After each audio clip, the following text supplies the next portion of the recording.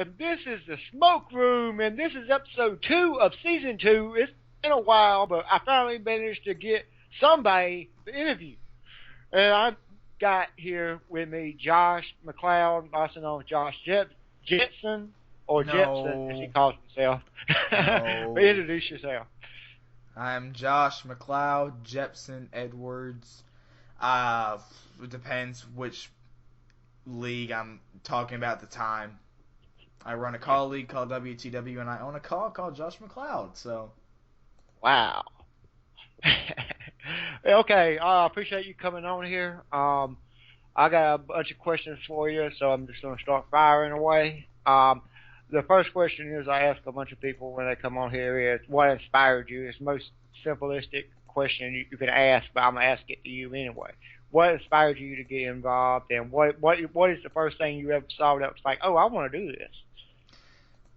when I first got into call, it was 2011 when I first actually got the gist of it. Because I was never intended to be in call. And what I was doing was I was in a call with a couple friends, and someone added Nathan in, and Nathan at the time ran a call league called Wrestling Heaven, and he was like, "Hey, dude, you should commentate this." I was like, "No." And he was like, "Yeah," and I was like, "Okay." So then we commentated for this big multi-call event called Conspiracy. Yeah.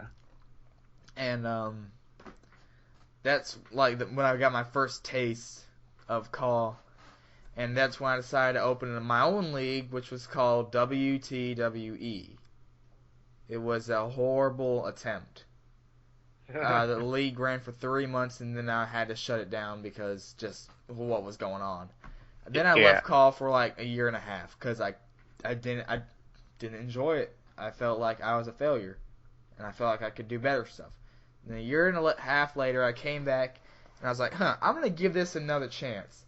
So then I tried with WTW, and it was in March of 2014 when I brought it back. And I'm still, I believe, running strong with WTW. And I know that we've hit bumps in the road, and a lot of our booking is questioned by some people, and because something we do when we book is we think outside the box, and that's what we still do today. So I think that even today, over a year later, we're still running strong. Yeah. Hey, that brings me to my next question. Actually, you actually gave me a great run in here. So, you own a league called WTW. It's been around for what? Been around for about a year and a half. About around that. Yeah. When you started putting it back together, as you said, what was your idea about how you was going to do it and how you'll get all this written down? I had no clue, in all honesty, because the first we did Final Verdict 2014. It was the big return event, and our main event was John Cena versus Chris Jericho with Jericho's WTW Championship on the line. The whole event wasn't a great event. It was about an hour and a half long, just a way to get things going again. It's also that's when we decided to start pushing a lot of guys that you wouldn't ever get to see in the main event picture, really. There's a lot of people that you would never see in the main event picture nowadays and in the future booking too, because like I said, we have an unorthodox style of booking where we go outside the box and do crazy stuff, and Final Verdict was really the big boost of confidence. I remember when it came out, actually. It came out on WrestleMania 30 is when it actually happened. It happened because it came out the day WrestleMania 30 aired. So it's been about a year and a half, and I think that we have changed our booking style. We've changed our booking groups and stuff, and since then we've come up with a developmental league for smaller calls and smaller guys to make their way up and be the future of WTW, and that's called NGC, for the next generation of call. Oh yeah, then there's a lot of good talent on there you can bring to WW in the future. So there ain't never no shortage of people you can use and different storylines. So that's what people misunderstand. Everybody talks about the titles and stuff like that. My main thing is if there's a good storyline going on, it don't matter if it's in for a title or without a title. As long as it's a good storyline, then it's not about the title. No, it's about grabbing people's attention. So A good storyline would bring everybody into it, and but they'd be like, "Wow, this is amazing. I want to keep watching this and see what else happens." Yeah. Okay. Talk about that. Your Carl character. I know a lot about him. Josh McCloud. Your character has a big mouth. Definitely, A definitely. little My bit of big mouth. character is an ass. Yeah, just a little bit. I remember when he turned heel, and I was like, "Oh, this is gonna be fun." It's the same thing. When I turned heel, it's like one of the most controversial things ever. You turning heel is like Hulk Hogan turning heel. Like, it shouldn't happen, but when it did, I'm gonna ask you a question. Did it work out? Uh, Sometimes it depends because there's so much controversy going on within the chat boxes in the time and a bunch of other things outside politics.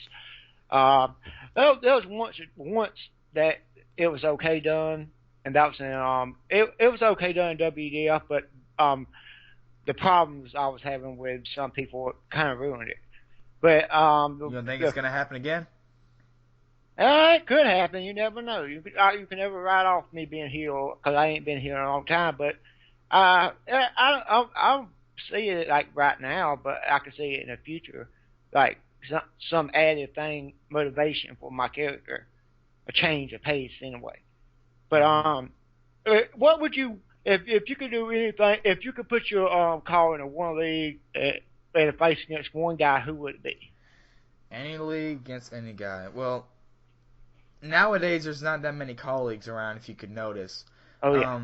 And most of the ones that are around, they get a lot of crap because they're not perfect.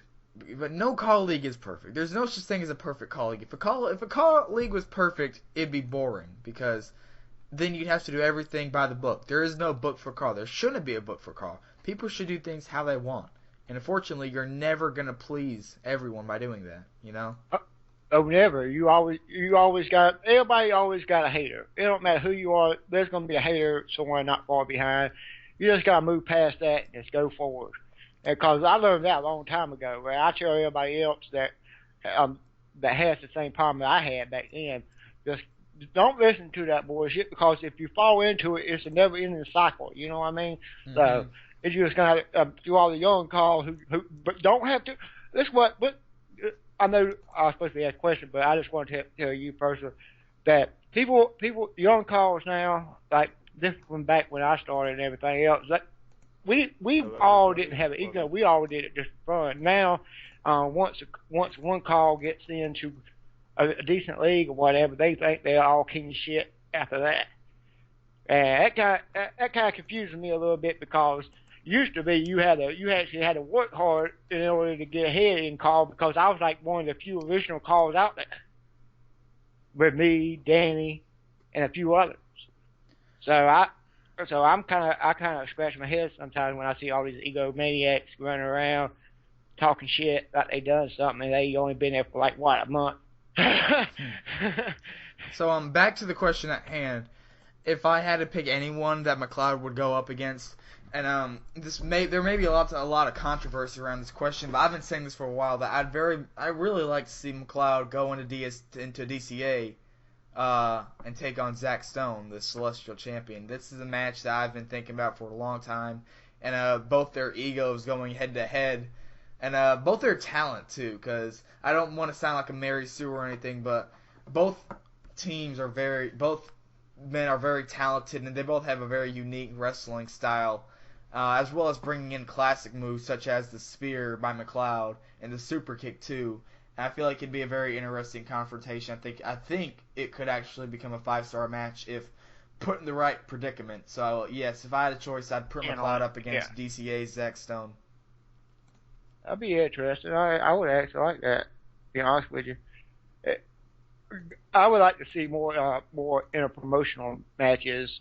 Back and forth, you know what I'm talking about? Yeah. Because you don't really see a lot of them nowadays. We used to have stuff like college and stuff, but that didn't ever work out. So I always told everybody just to do like a 2-league promotion, that type thing. and see how that works out because you trying to put so many colleagues into one thing never work out. So you got to do it that way. But okay, what? Let me see. Uh, um, what? I'm trying to get. I'm botching here. You see, it's been a while. It's been a while, fans. You gotta give me a break here. I ain't done a smoke room in a long time. I'm trying to prepare these questions in my head, and it flips up. And I'm not perfect either. So we're gonna move on. Okay. What is your favorite? What do you feel Josh McLeod? Who do you make him after? Everybody always has inspiration behind making their self calls, or did you make it purely off of you, your attitude, or mixed with somebody else? McLeod was originally based off my attitude. Because he was a good guy. He was a big-time face, a big mid-carder face for 2 years. And then he went to the tag team division and formed the Renegade Killers with James Blazer in 2014. James Blazer was his mentor, and he also kind of got me back on my feet in call. So that was the beginning of the Renegade Killers. The Renegade Killers are still around in some leagues, despite McLeod turning his back on Blazer and having like the biggest feud ever in WTW with him. And yeah, I did base a lot of myself around McLeod, and I still do, because you might notice that McLeod does the super kick, and that's based off of, because my favorite superstar of all time is Shawn Michaels, the Heartbreak Kid.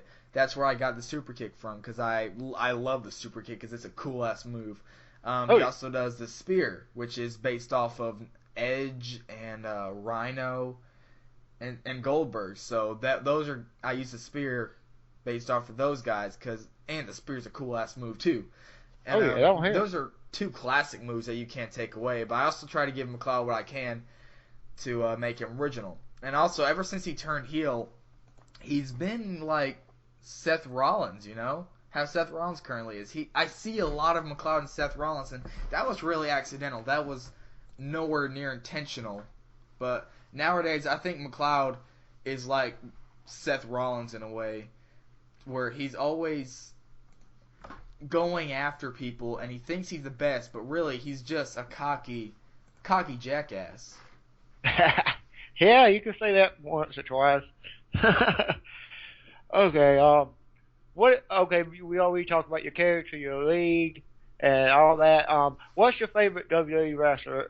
That could be in NXT or on the main roster. Currently wrestling? Yeah. That would be Dean Ambrose. And I don't know if that's an obvious answer, but I love Dean Ambrose. I love his character. I love how he's just a lunatic.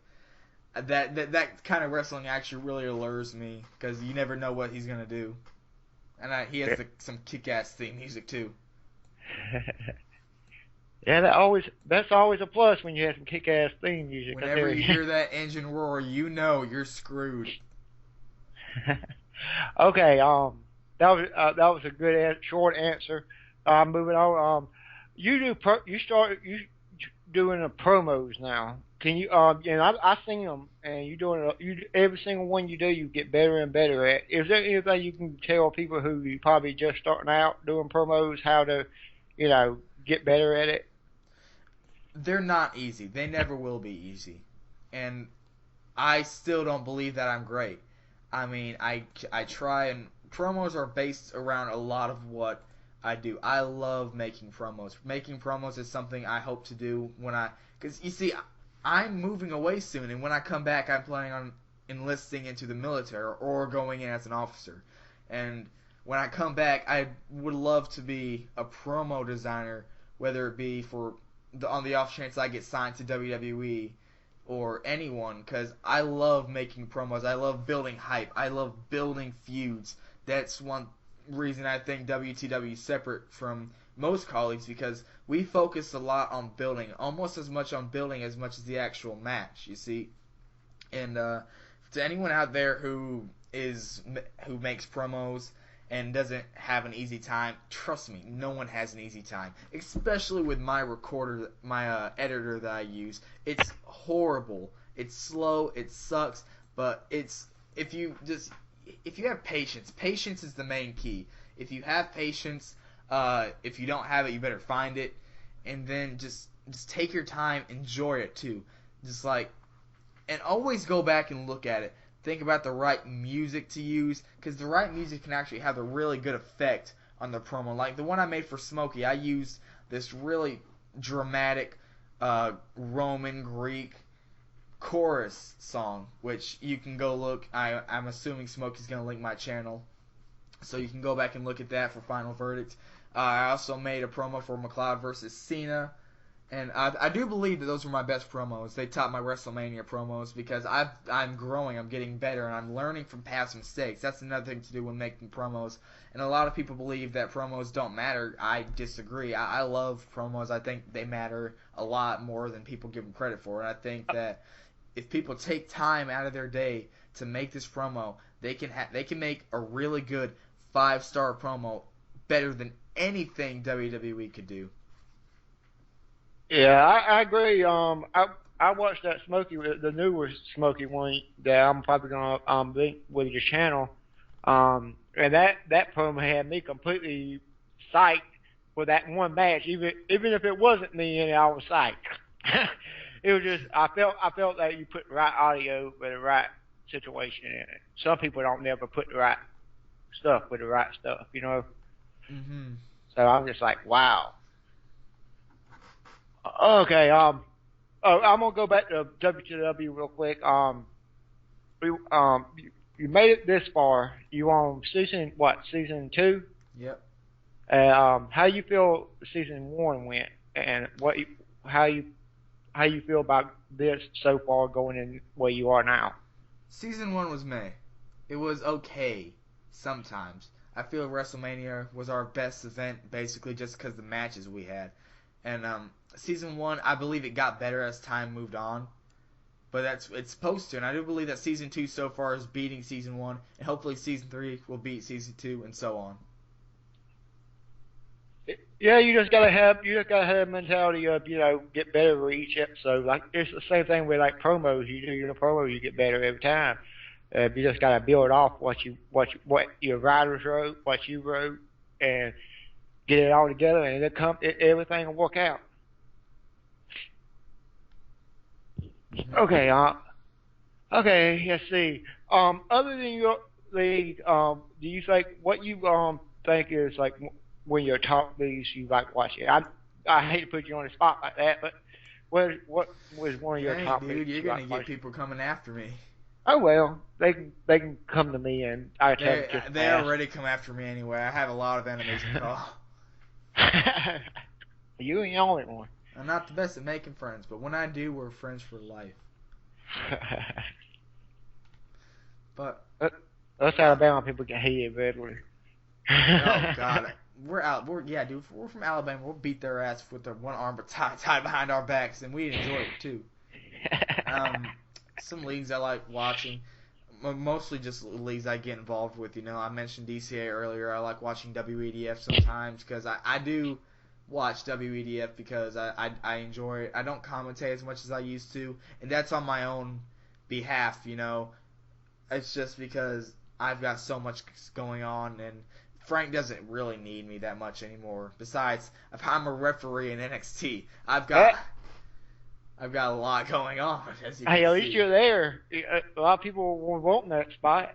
See, I'm not like a lot of people. I'm not going to complain about that. I will happily be a referee in NXT because you know what? I'm there. I'm on the camera, and I'm getting involved in matches. That's something a lot of people wish they could say. Yeah, I agree completely. But yeah, I actually how do you feel about becoming what is it? I'm trying to find the word for it. Background wrestler. I'm trying to put it in words, but a background wrestler. I see from a point how it could be useful in a way, but when there's so much better things you can do with a character, you know what I mean? When there's so many storylines going on that he could be involved in, and he gets put into the back because of it. Mm-hmm. How would you feel if that was you in that place I'm not really sure, because usually when people use McLeod, they plan on using him. Yeah. I have yet to run into a situation where someone puts McLeod in their league and they just leave him in the dust. And I'm thankful for that, because that means people are finding good uses for him. Granted, McLeod's not been in that many leagues, but when he has, people have used him and they plan on using him, which is nice. Yeah. You know what? I'm going to be the best damn referee in the business. Hell yeah, man. But, okay, I'm out of the questions, so you can plug anything you want to. We gotta have a party. Come on, we gotta keep this going. Come on, we gotta party. Party. Let's see. Let me think real quick if I can come up with another question.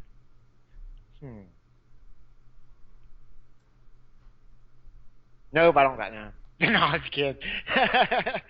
Okay. What if there's a possibility of you in WDF becoming a wrestler in the future? What would be your response if you saw that one day? I would be ecstatic, because most people in CAW, their ultimate goal is to become a WEDF superstar. That's almost everyone, to wrestle in WEDF. I know I'm not the only one that would love that. And if I ever saw that one day, if I got lucky enough to say, hey, Josh McLeod, we want you to wrestle in WEDF, I'd be like, oh, hell yeah. Because that would be awesome. I don't think it's going to happen, but it would be a very pleasant surprise. Yeah, it's a lot of different things going on, because WF is known for not putting many original calls in the league besides a few people. And that's basically on his friends and stuff like that, like me and Danny and Evan and Zach Starr and a couple others. But with this NXT league, it gives the opportunity to showcase other people too. Mm-hmm. And I think that's good, because other people need showcasing too. And I always thought that's a good thing. Yeah. Instead of putting them in the background, and give them some light too. And give the stars some light too. Don't let them fade into the background because you don't know how to come up with those storylines. You come up with something. Yeah. No waste. If you waste a good superstar, that you might as well not even have them on your roster, because it's just a waste. Oh, definitely.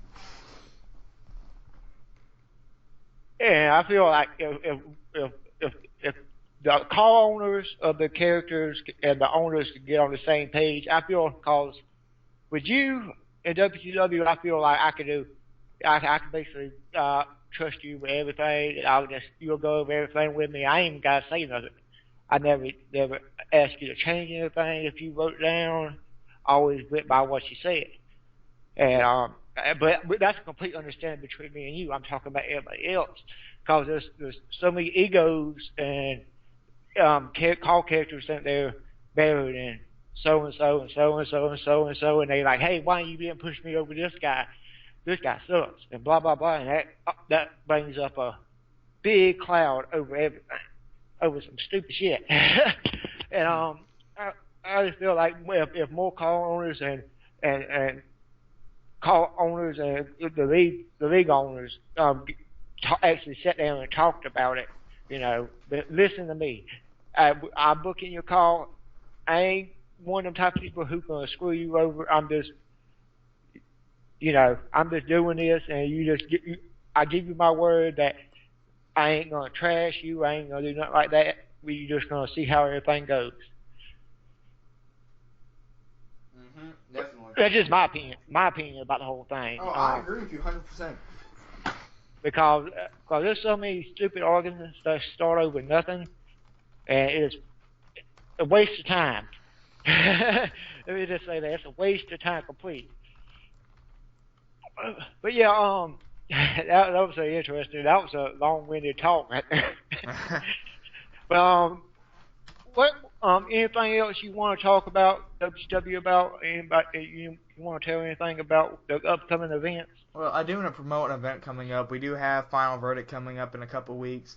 about 2 episodes of Point Blank away, so make sure you come and tune that. If you're interested in watching it, please do come check out. We've had a viewer problem because our subscriber count's always been low, and that's been an issue for a long time now. So if you could, please come by, check it out. You don't have to like the video. You don't have to subscribe it. You just, please, if you could check it out, give us a chance. That's all that we could ask you for. And you know what? That's more than enough. So thank you for if you check it out. And if you do watch my league, I appreciate it. I love each and every person. That's why that we have dedicated the whole episode of Final Verdict. We dedicated that whole CBV to the fans and people, the small number of the people that take time out of their day to come watch our show that we work so hard to make. I completely agree with you.